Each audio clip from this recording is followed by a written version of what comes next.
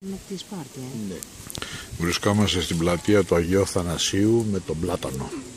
Είναι του κάτω χωριού. Περίμετρος. Εμείς απάνω, στην πάνω χωριό, έχουμε την πλατεία της Παναγίας. Πόσο περίμετρο έχει ο Πλάτανος? Ο Πλάτανος έχει περίμετρο, πόσο έχει? Είναι πολύ πολύ. 6 μέτρα περίμετρο έχει αυτός ο Πλάτανος που βλέπετε εκεί. Είναι 400 χρόνια. Είναι αυτός ο Πλάτανος, είναι 400 χρόνια. Ήμασταν στο λεωφορείο, ήμασταν στον δρόμο που έλεγα με τον Πάνα. Και λέω κάτσε τώρα να τη σπάσω. Του λέω, έλα με ξαναπήρες, όχι, μου λέγατε που λέγες με τον Πάνα. Πού είσαστε, φτάσαμε, πού είσαστε στην πλατεία. Και εδώ είναι η εκκλησία του Αγίου Αθανασίου. Δεν κάνει κρύο.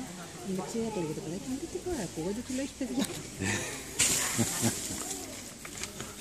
Λέω, εσείς τι κάνετε καλά, λέω, πού δεν είσαι σπίτι μου, λέω, σπίτι μου, λέει, φάγαμε τώρα, δεν κοιμηθήκαν τα παιδιά και ακόμα μου λέει. Και μου λένε πολύ ωραία, του λέω δροσιά, γιατί δεν έχει κρύο και έχει παιδάκια. Α, ναι, μου λέει.